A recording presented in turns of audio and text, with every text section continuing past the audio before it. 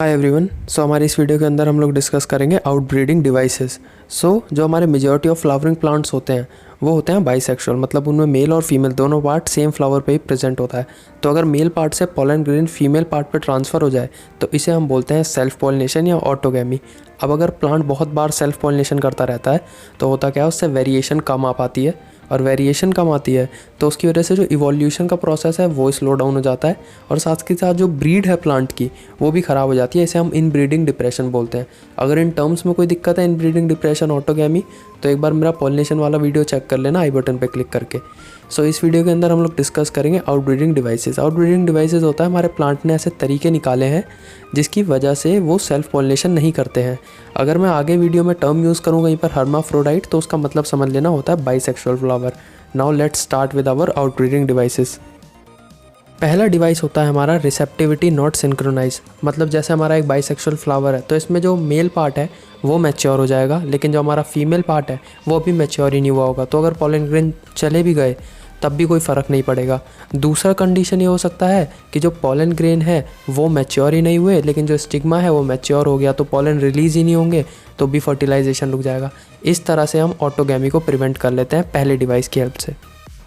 दूसरा डिवाइस होता है हमारा चेंज इन पोजीशंस। इसमें क्या होगा, जो हमारा फ्लावर है उसका जो मेल पार्ट है और जो फीमेल पार्ट है इनकी पोजीशंस अलग होगी, मतलब पॉलन ग्रेन साइज़ में छोटा होगा और फीमेल पार्ट उससे बहुत बड़ा हो जाएगा, तो पॉलन ग्रेन फीमेल पार्ट तक पहुंच नहीं पाएंगे और ऑटोगैमी की जो पॉसिबिलिटी है वो बहुत ज़्यादा कम हो जाएगी।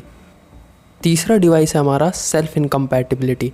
कुछ फ्लावर्स के अंदर क्या हुआ है, जो मेल पार्ट है और जो हमारा फीमेल पार्ट है, तो मेल पार्ट से फीमेल पार्ट पे पॉलन तो जाता है लेकिन फीमेल पार्ट उसे एक्सेप्ट ही नहीं करता। ऐसा होता है कुछ जेनेटिक वेरिएशन आ जाने की वजह से, जिसकी वजह से जो स्टिग्मा है वो एक्सेप्ट ही नहीं करेगा पॉलन सेम फ्लावर का। इससे भी ऑटोगैमी प्रिवेंट हो गई। इन सारी डिवाइसेस से हमने ऑटोगैमी तो प्रिवेंट कर ली थी बट जिटनोगैमी प्रिवेंट नहीं कर पाए थे, लेकिन प्रॉब्लम यह है कि जिटनोगैमी में भी जेनेटिक वेरिएशन नहीं आ पाती। अब हम एक ऐसा डिवाइस देखेंगे जिसने ऑटोगैमी और जिटनोगैमी दोनों को एलिमिनेट कर दिया, वो सिर्फ जेनोगैमी से पॉलिनेट होता है। हमारे पास दो तरह के प्लांट्स प्रेजेंट होते हैं, एक वो जिसमें मेल और फीमेल दोनों एक ही फ्लावर पे प्रेजेंट हो, और दूसरे तरह के प्लांट होते हैं इसमें एक फ्लावर पे खाली मेल पार्ट प्रेजेंट हो और दूसरे फ्लावर पे खाली फीमेल पार्ट प्रेजेंट हो। जिस फ्लावर पे दोनों एक साथ होते हैं उन्हें हम बोलते हैं मोनोइशियस और होमोथैलिक, और ये होते हैं हमारे बाइसेक्सुअल फ्लावर्स। इसका एग्जाम्पल है आपका मेज और कैस्टर। और जो हमारे अलग अलग होते हैं इन्हें हम बोलते हैं डाइशियस और हेट्रोथैलिक, और इसका एग्जाम्पल है आपका पपाया और डेट पाम। जो हमारे बाइसेक्सुअल होते हैं इसमें हम पिछले वाले 3 डिवाइसेस की हेल्प से ऑटोगैमी तो प्रिवेंट कर पाते हैं, लेकिन इसमें जिटनोगैमी प्रिवेंट नहीं होती है। बट जो हमारे यूनिसेक्सुअल होते हैं इनके अंदर ऑटोगैमी और जिटनोगैमी हम दोनों को ही प्रिवेंट कर लेते हैं। ये होता है हमारा चौथा आउटब्रीडिंग डिवाइस। हमारा अगला टॉपिक है पॉलन पिस्टिल इंटरैक्शन। इसके अंदर हम 2 चीज़ें डिस्कस करेंगे, पहली राइट टाइप पॉलन और दूसरा wrong type pollen. Right type pollen होता है हमारा जो पॉलन ग्रेन है वो सेम स्पीसीज़ का हो फीमेल पार्ट के। अगर तो वो सेम स्पीसीज़ का है तो वो राइट टाइप है, बट अगर हमारे पास एक पॉलन ग्रेन है जो बिल्कुल ही डिफरेंट स्पीसीज़ का है वो होते हैं हमारे रॉन्ग टाइप पॉलन्स। एक कंडीशन यहाँ पर और आती है कि जो हमारा फीमेल पार्ट है पिस्टिल है वो सेल्फ इनकम्पैटिबल ना हो, क्योंकि अगर वो सेल्फ इनकम्पैटिबल हुआ तो वो अपने ही पॉलन को एक्सेप्ट नहीं करेगा, तो ऐसा पॉलन रॉन्ग टाइप पॉलन होगा। बट अगर वो सेल्फ इनकम्पैटिबल नहीं है तो वही पॉलन राइट टाइप पॉलन होगा। Hope you understand. मान लो ये है हमारा फीमेल पार्ट और ये रहा हमारा मेल पार्ट। जो हमारा पॉलन ग्रेन और फीमेल पार्ट है दोनों के ऊपर कुछ कुछ केमिकल्स प्रेजेंट होते हैं। जब ये केमिकल्स आपस में इंटरेक्ट कर लेते हैं अगर, तो अब तो ये होता है हमारा राइट टाइप पॉलन, और अगर ये आपस में इंटरेक्ट ना कर पाए तो वो होता है हमारा रॉन्ग टाइप पॉलन। हाल ही में हमारे साइंटिस्ट ने कुछ ऐसे केमिकल्स डिस्कवर कर लिए हैं जिसकी मदद से हम दूसरी स्पीसीज़ के पॉलन को दूसरी स्पीसीज़ के फीमेल पार्ट से इंटरेक्ट करवा देते हैं। इस कंडीशन में जो हमारा फ्रूट बनता है वो होते हैं हमारे हाइब्रिड्स। इसका एक एग्जांपल है आपकी ब्रोकली, जो आपके कॉलीफ्लावर और स्पाइनेक्स से कंबाइन होकर के बनी है। इसके बारे में ज़्यादा जो आगे डिस्कस करेंगे वो हम अपनी डबल फर्टिलाइजेशन वाली वीडियो में करेंगे। अब आप चलते हैं नेक्स्ट टॉपिक पर, जो है हमारा आर्टिफिशियल हाइब्रिडाइजेशन। आर्टिफिशियल हाइब्रिडाइजेशन, इस टॉपिक को मैं एक एग्जांपल से समझाता हूँ।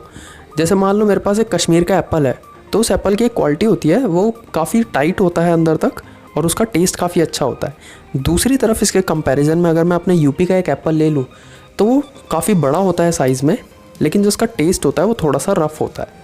अगर मैं अपने कश्मीर के एप्पल का पॉलन ग्रेन लाऊं और उसको अपने यूपी के एप्पल के फीमेल पार्ट पिस्टिल के ऊपर रखवा दूँ और फर्टिलाइजेशन करवा दूँ, सो जो मेरा रिजल्टेंट फ्रूट बनेगा वो काफ़ी बड़ा होगा और उसका टेस्ट भी काफ़ी अच्छा होगा।